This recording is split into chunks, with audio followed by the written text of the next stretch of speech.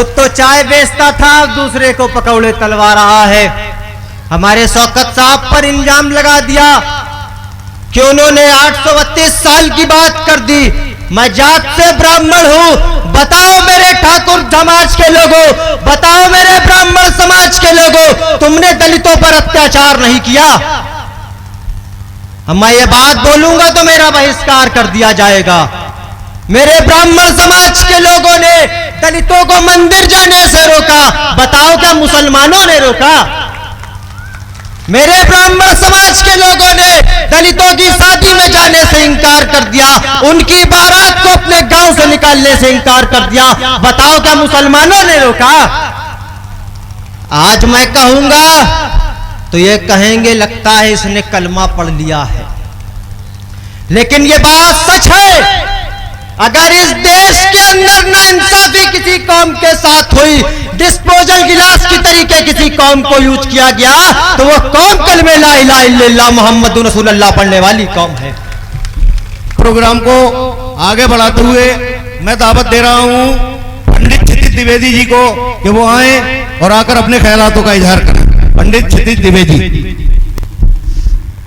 यहाँ पर उपस्थित मेरे बड़े भाई, मेरे बड़े बुजुर्ग, मेरी जद्दार माँ और बहनों, अस्सलाम वालेकुम रहमतुल्लाहि व बरकातुहू। आज आप जानते हैं कि 2022 में नगर निगम चुनाव है। कई पार्टियां आपके दरमियान में हैं, मजलिस इत्तेहादुल मुस्लिमीन और उनका नुमाइंदा भी आपके दरमियान में है।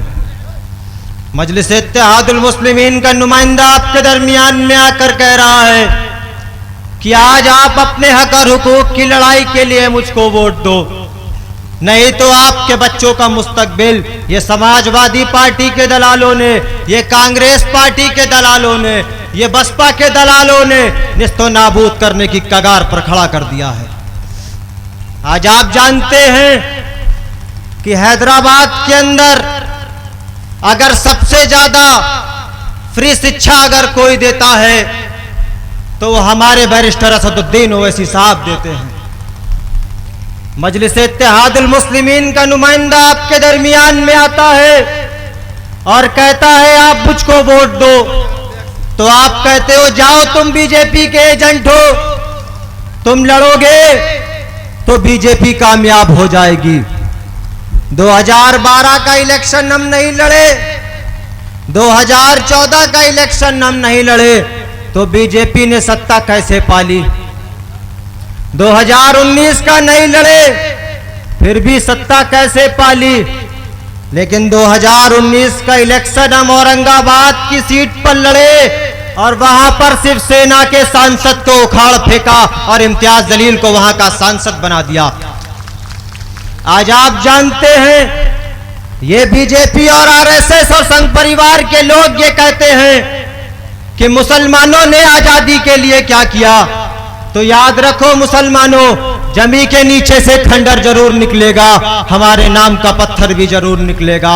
जमीने हिंद की तह का कुरेद कर देखो, तुम्हारे बुजुर्गों का सर भी जरूर निकलेगा। मैं आज आपको बताना चाहता हूं, मैं अभी गुजरात गया, ओवैसी साहब का एक प्रोग्राम था, मैंने वहां पर एक तकरीर की, तो उसके बाद जब मैं होटल पहुंचा तो मुझसे कहा गया, अरे क्या पंडित को ओवैसी के चक्कर में लगा है, एक दो जीत जाएंगे तो क्या कर लेंगे? तो मैंने उससे कहा जंगल के अंदर कुत्ते और बिल्लियों की गिनती नहीं होती, शेर कितने हैं ये गिने जाते हैं, याद रखो। आज मैं आपके दरमियान में आकर यही बात कह रहा हूं कि आज मजलिस के नुमाइंदे को कामयाब कीजिए। यकीन मानिए चाय चाय चाय लेकर आपको चाय नहीं बेचनी पड़ेगी, उसका तो काम चाय बेचने का है और आपसे कहता है पकौड़े तलो। खुद तो चाय बेचता था, दूसरे को पकौड़े तलवा रहा है।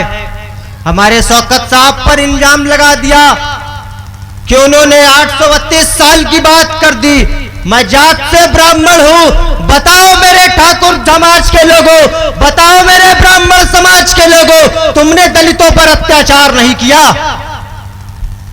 मैं ये बात बोलूंगा तो मेरा बहिष्कार कर दिया जाएगा। मेरे ब्राह्मण समाज के लोगों ने दलितों को मंदिर जाने से रोका। बताओ क्या मुसलमानों ने रोका? मेरे ब्राह्मण समाज के लोगों ने दलितों की शादी में जाने से इंकार कर दिया, उनकी बारात को अपने गांव से निकालने से इंकार कर दिया। बताओ क्या मुसलमानों ने रोका? आज मैं कहूंगा तो ये कहेंगे लगता है इसने कलमा पढ़ लिया है, लेकिन ये बात सच है। अगर इस देश के अंदर नाइंसाफी किसी कौम के साथ हुई, डिस्पोजल गिलास की तरीके किसी कौम को यूज किया गया, तो वो कौम कलमे ला इलाहा इल्लल्लाह मुहम्मदुर रसूलुल्लाह पढ़ने वाली कौम है। शॉर्ट कर दें। आज इस देश के अंदर, आज आप जानते हैं इस देश के अंदर, आप थाने के अंदर जाइए, यादवों के समाज का बेटा है, दलित समाज का बेटा है, उसके बदन पर वर्दी है, मुझको अच्छा लगता है। ब्राह्मण का बेटा है, जाटों का बेटा है, उसके बदन पर वर्दी है, हमको अच्छा लगता है। लेकिन उसी जेल के अंदर, उसी थाने के अंदर हमारा मुस्लिम समाज का बेटा है, लेकिन उसके बदन पर वर्दी नहीं है। वो उस थाने की हवालात में बंद है। इसका जिम्मेदार कौन है? अगर नाइंसाफी किसी के साथ होती है तो मुसलमानों बताओ तुम्हारे साथ क्यों होती है? बताओ मुसलमानों, इस देश के अंदर 1947 को 15 अगस्त को हमारा देश आजाद हुआ।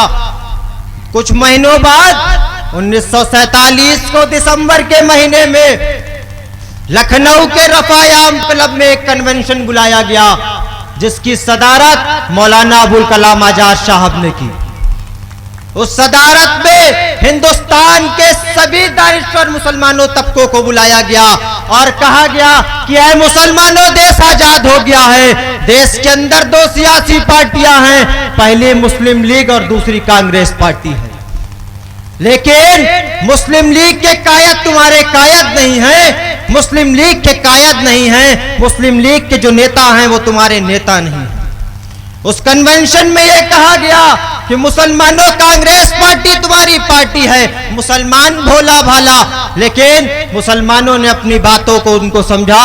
कांग्रेस पार्टी को 60 साल का इख्तियार दिया। क्या किया? 60 साल की हुकूमत कांग्रेस पार्टी को दी। वक्त की समस्या है, वक्त की पाबंदी है। इसी के साथ अपनी बात को समाप्त करता हूं, लेकिन याद रखो आने वाला समय तुम्हारा है। नकीब मिल्लत बैरिस्टर असदुद्दीन ओवैसी साहब का वो समय है। इसी के साथ अपनी बात को समाप्त करता हूं। जिंदगी मिली तो दोबारा फिर मिलूंगा।